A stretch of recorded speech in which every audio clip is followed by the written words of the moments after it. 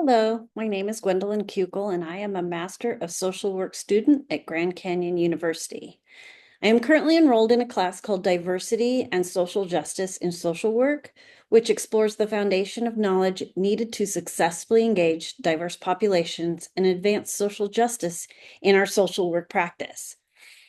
This week's assignment was to take one of three documentaries and do an assignment that created a timeline of the history. This one in particular, I chose 13th as my documentary. And my timeline was of the history of the marginalization of Black Americans in the US. Um, and the impact of racial bias and systemic oppression on social work practice. After watching all three of the documentaries, I decided to explore the 13th further, as its main argument is that mass incarceration is an extension of slavery. And so, not having ever thought of this perspective, I wanted to delve deeper into understanding how the criminal justice system perpetuates the racial inequality and how social workers can work towards dismantling these systems of oppression. So, let me start by providing a summary of what the documentary is about. Ava DuVernay's 2016 documentary, 13th, looks at the history of racial inequality in the United States and the widespread imprisonment of Black people. And Ava creates this timeline that connects the dots between slavery and the Jim Crow laws, and the modern prison industrial complex, which illustrates how systemic racism has perpetuated inequality and injustice in America. And she does a really good job through interviews with activists and politicians and scholars, and sheds light on the urgent need for criminal justice reform and social change. And based on the timeline that Ava presents in the documentary, I put together my own timeline so that we could see how the policies and practices of mass incarceration have evolved over time, starting in 1865 with the 13th Amendment being ratified. And what that meant was that while the 13th Amendment outlawed slavery in theory, it contained this provision that allowed it to remain kind of in practice, and the provision was it was except as a punishment of crime. And this was a provision in the Constitution that the South could apply as it saw fit, and prison became the answer. While this entire timeline gives a clear narrative of the historical and systemic nature of racial inequality, I would say the most important ones that I felt were pivotal beyond the ratification of the 13th Amendment was Nixon's war on drugs in the 1970s, which disproportionately targeted African American communities and marked the beginning of mass incarceration. Reagan's escalation of the war on drugs in the 1980s led to dramatic increase in incarceration rates. And then in 1994, the crime bill, which introduced mandatory minimum sentencing and the three strikes law, further increased the prison population and again disproportionately affected African Americans. I also pulled this US prison population information from the documentary because I found it to be significant in understanding the scope of mass incarceration. This is the data that I pulled from the documentary itself. So I'm sure if we were do more further research on into 2025, we would really see that number in the millions. So what I did with this slide is merge both timelines together from those two slides so that I could see a comprehensive overview of the evolution of mass incarceration in the US, especially as it relates to the events that impacted it. And what I noticed was that each spike in the prison population aligns with major political and legislative shifts, such as the war on drugs and the Reagan era policies that I mentioned, and the 1994 crime bill, which targeted those communities of color. And these policy decisions weren't made in a vacuum. They were influenced by media. They were influenced by racial rhetoric and economic incentives, such as the rise of non or for-profit prisons. And seeing it all laid out like this makes the connection between historical marginalization and present day systemic racism impossible to ignore. At the top of this page is a quote from an article that I found. The article's title was "The Growth of Incarceration in the United States," and it explored the causes and consequences. And it was written by Travis, Western, and Redburn, and it states that the rate of imprisonment in the United States, which is around 5 to 10 times greater than the rates in Western Europe and other democracies, is roughly 1 out of every 100 individuals who are incarcerated or jailed, which, again, is a statistics that is impossible to ignore. Here's some additional data that I had gained from the 13th documentary that I was also able to support in some research. First, the United States represents 5% of the global population, yet accounts for 25% of the world's incarcerated individuals. Second, in 1970, the prison population was 357,292, and by 2014, the prison population was that rise, right, to 2 million. And I don't even know how far it could be by this time. But lastly, statistics, and this is the one that got me. Statistics shows that 1 in 3 African American men will go to prison in their lifetime, compared to just 1 in 17 white men. So that's inequality right there.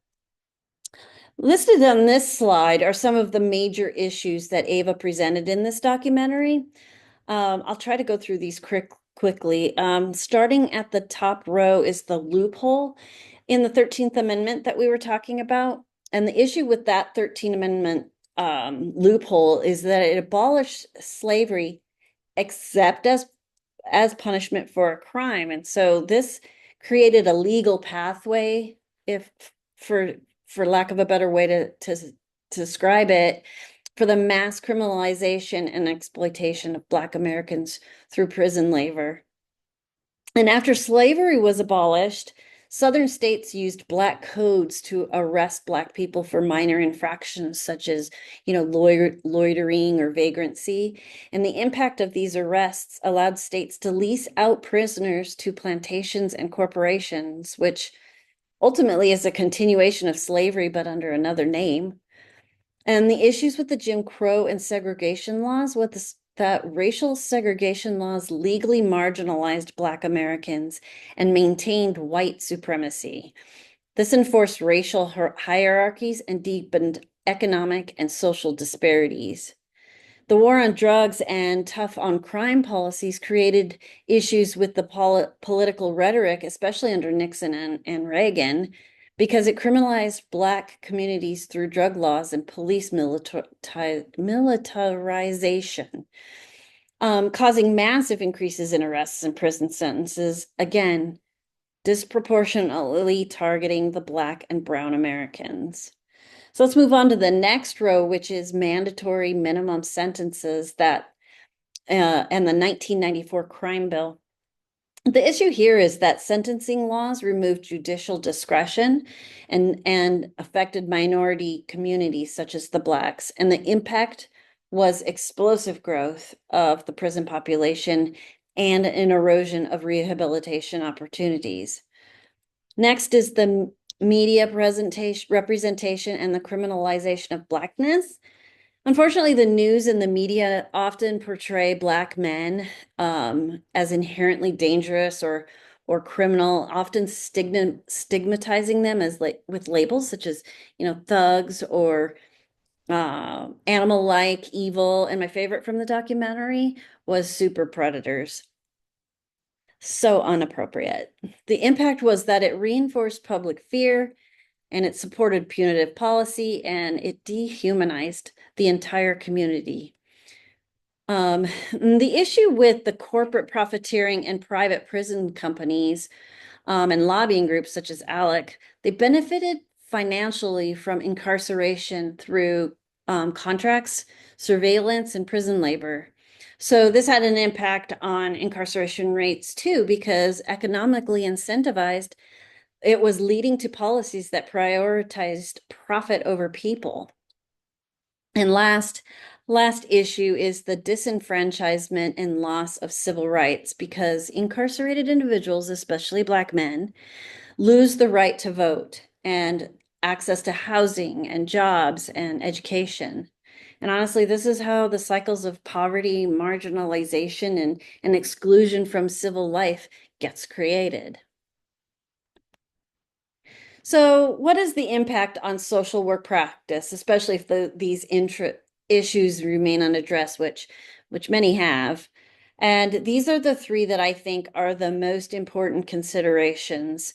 The first one on the left, social workers may unintentionally reinforce systemic racism through unexamined biases. And moving on to the middle, marginalized communities continue to face barriers to justice, housing, education, and employment. And the last one is social workers may unconsciously replicate biases if unaware of historical context. In my opinion, the National Association of Social Workers Code of Ethic was written for these very issues in mind because they emphasize the importance of cultural competence and social justice in social work practices.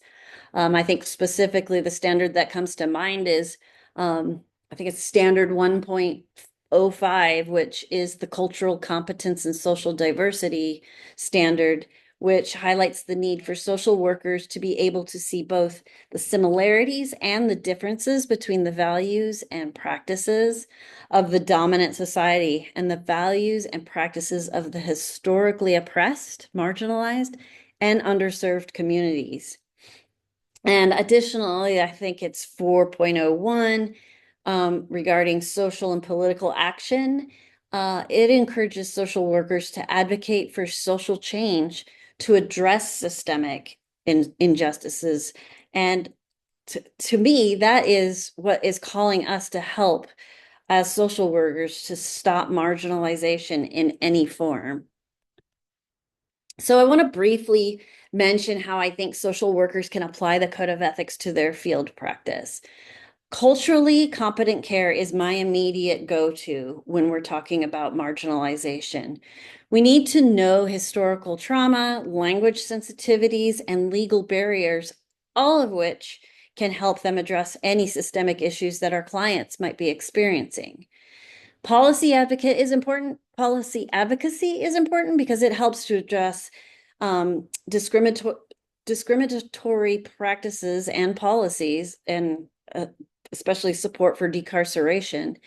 And then the last one, which is client empowerment, is where we can help clients navigate reentry and housing and employment with dignity and equity. So that brings me to my final thoughts about the documentary 13th. Watching this documentary, not only realize how deeply the prison system is connected to systemic racism, but also that racial injustice is not just this relic of the past, but an evolving system that demands ongoing resistance and reform. I think my assumptions and biases about marginalization were challenged with this film, and I think I'm more aware of the urgent need for change in our criminal justice system. A while back, I watched another documentary called The 50, which I think is a kind of a complementary perspective on the prison system. Because while the 13th examines the historical and systemic roots of mass incarceration through a racial justice lens, the 50 follows 50 men serving life sentences in California who are given the opportunity to become substance abuse counselors through the offender mentor certification program to help other prisoners. What struck me about the 50 was its focus on that rehabilitation and redemption rather than punishment. And the program participants had to confront their own trauma and past actions while developing skills to help others struggling with addiction and criminal thinking. This approach stands in stark contrast to the punitive system that's highlighted in the 13th. Both documentaries have shaped my understanding of social justice. The 13th helped me recognize the systemic and historical nature of social oppression. But the 50 kind of showed me the transformative potential of rehabilitation and trauma-informed approaches, which is what social work is all about. Together, both of those have reinforced my commitment to advocating for comprehensive criminal justice reform and reform that addresses both the historical injustices and the need for healing-centered interventions, especially in our future social work practices. So, thank you so much for spending time with me and listening to my presentation. I hope you have a great evening. Thank you.